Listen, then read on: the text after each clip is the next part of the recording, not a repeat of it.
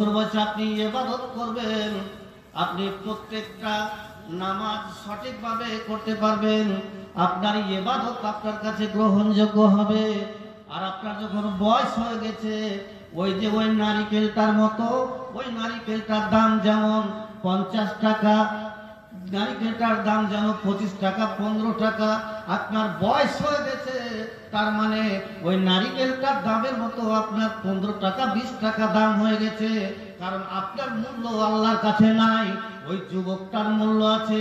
যে নারিকেলটা আপনার কাছে মূল্য আছে, এখন 60 টাকা 70 টাকা দাম দিয়ে মানুষ পায় না। এই সময়তে যুবকটা ইবাদত করতে গেলে আল্লাহর কাছে সবচাইতে ভালো ইবাদতকারী বললে গণ্য হবে, আর ভালো ইবাদতকারী হবে। সুতরাং আল্লাহর কাছে সবচাইতে গ্রহণযোগ্য হবে এই ইবাদতটা। আপনি করছেনটা কি, করেছেনটা কি? আল্লাহর নবী বলছেন, যতক্ষণ পর্যন্ত দ্বিতীয় নাম্বার ওয়ান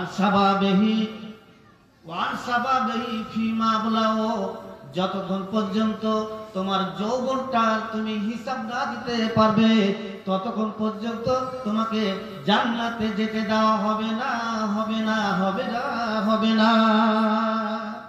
এই যৌবন কালে তোমাকে, তোমার বয়স যখন হয়েছে, তোমাকে নামাজের কথা বলে মুফতি সাহেব বললো নামাজ পড়ো, মুফতি সাহেব পড়বো, আজ নয় কাল পড়বো, এই করতে করতে করতে করতে তোমার সময়টা চলে গেল। একদিন তোমার মওতটা এসে হাজির হয়ে গেল, নামাজ তুমি পড়তে পারলে না, সুতরাং তোমার কিছুই আর থাকলো না, তুমি চলে গেলে, তোমার যৌবন কালটাকে তুমি বরবাদ করে দিলে, তোমার যৌবন কালটাকে তুমি বরবাদ করে দিলে। নামাজের কথা যদি বলা হয়, নামাজ পড়বো। রোজার মাস যখন চলে আসে, রোজা করবো। রোজার মাস যখন চলে আসে, এই যে সামনে রমজান মাস, এই রমজান মাস কত লোকের যে বেমারি বাড়বে আল্লাহ পাক জানে ভালো করে। বেমারি বাড়বে, ওর বেমারি নাই, ওর বেমারি বেড়ে গেল। কিছু কিছু লোক কলমুর ডাঁটাকে সুন্দর করে বাঁটবে, আর বাইকে চাঁদের একটু চুল গোল করে কেটে নিবে, চাঁদের চুল কেটে দিয়ে লাগিয়ে দিবে, আর রাস্তা দিয়ে হাঁটবে, থর করে কাঁপবে। মুফতি সাহেব জিজ্ঞাসা করবে, কি হয়েছে, কেন এরকম করছেন? আর কত পারবো না মুফতি সাহেব, আর পারি না, মনে হয় বাঁচবো না, আর মরে যাবো। কেনে? সামনে রোজা চলে এসছে, রোজা করবে না, তার কারণে পাক্কা হারামি ও একদম। যে রোজা চলে এসছে, তার জন্য ওর বেমারি বেড়ে গেছে, তার জন্য ওর অসুখ বেড়ে গেছে, রোজা করবে না। আল্লাহ রাব্বুল আলামিন কি বলে, আল্লাহ পাকের নবী কি বলছেন, ওয়ান সাবাবিহি ফিমা আবলাও, যতক্ষণ পর্যন্ত তোমার এই যৌবন কি করেছো, হুঁকড়ে বেড়েছো রাস্তা, আয়রামু করে বেড়েছো রাস্তা, তোমার রক্ত গরম ছিল, তোমাকে যখন নামাজের কথা বলেছে তখন তুমি নামাজ পড়োনি, তোমার যা ইচ্ছা তাই তুমি করেছো, তোমার যেটাই ইচ্ছা সেটাই তুমি করেছো, তোমার রক্ত গরম ছিল, ষাঁড়ের বেটা ষাঁড়, তুমি রাস্তা দিয়ে ঘুরছিলে, তুমি কাউরি কথা কর্ণপাত করছিলে না, কাউরি কথাই তুমি শুনছিলে না, তুমি এইভাবে চলছিলে ষাঁড়ের মতন, বুক ফুলিয়ে তুমি হাঁটছিলে, তুমি কাউরি কথা শুনছিলে।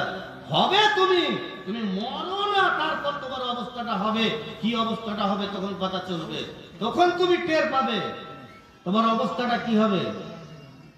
আমি আপনাকে ফতোয়া দিতে আসিনি, আমি আপনাকে বুঝাতে এসেছি। আপনি কি করেছেন? আপনার বয়স হলো 21 বছর, 31 বছর, আপনাকে একটা হিসাব দিচ্ছি আপনাকে নামাজে।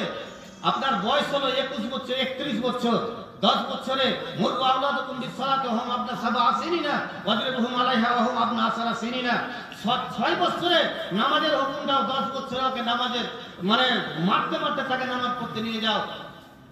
10 বছর বাদ দিয়ে দেন, 31 থেকে 10 বছর বাদ দিয়ে দেন, 21 বছর। আপনাকে একটা নামাজের হিসাব দিচ্ছি, আপনি কত নামাজ ছেড়েছেন, আপনি জবাবটা কি করে দেবেন? আপনি বাড়িতে গিয়ে ভালো করে আপনি চিন্তা ভাবনা করেন তো, যে আমি কি করে এসেছি, আপনি হিসাবটা কেমন করে দেবেন? আপনি কতদিন, নবী সাল্লাল্লাহু আলাইহি ওয়াসাল্লাম বলেছেন যে নামাজ এক ওয়াক্ত যদি কেউ যদি জেনে বুঝে যদি নামাজ ছাড়ে, নামাজ যদি ছেড়ে দেয় তার কত বছর তাকে জাহান্নামে জ্বলতে হবে। আর আল্লাহ পাকের দাবিতে বলেছেন মান তারাকা সালাতা মুতাআম্মিদান ফাকাদ কাফারা, যদি বুঝে সুঝে জেনে বুঝে কেউ যদি এক ওয়াক্ত যদি নামাজ যদি ছেড়ে দেয় তো ও কাফের। তাহলে আমরা কাফেরের সাথে বাস করছি। আমার বাড়িতে কাফের বসে আছে, আমি নামাজের কথা বলি না, আমি নামাজের কথা তাকে বলি না, ভাই নামাজ পড়তে চল, ছেলে নামাজ পড়তে চল, কাউকে আমি নামাজের কথা বলি না, নামাজের কথা বলতে পারি না। কেন নামাজের কথা আপনি বলতে পারবেন না? রক্ষক যদি ভক্ষক হয় কে করিবে রক্ষা, আপদ বিপদ হইতে শত্রু মিত্রের পরীক্ষা। যে রক্ষক সেই যদি ভক্ষক হয় তবে তো দেশটা ঠিক হবে না। আপনারা এখন শুনতে পাচ্ছেন বাবরি মসজিদ গেল, জ্ঞানব্যাপী মসজিদ গেল, আপনারা এখন বর্তমানে আদিনা মসজিদ নিয়ে চলছে। কার দুর্বলতা? আপনার আমার মধ্যে বেঈমান বাস করছে, তার কারণে আপনার মধ্যে আমার মধ্যে হারামখোর বাস করছে, তার কারণে নামাজ যদি কেউ যদি ছেড়ে দেয় তাকে আমরা কি বলি? বেনামাজি বলি। কথা বলেন, বেনামাজি বলি। আচ্ছা, যারা মদ খায় তারাকে কি বলি? তারাকে কি বলি? এখানে ইস্তাহারের নাম আছে, প্রধান বক্তা জনাব মাওলানা হায়দার আলী সালাফি সাহেব মুর্শিদাবাদ।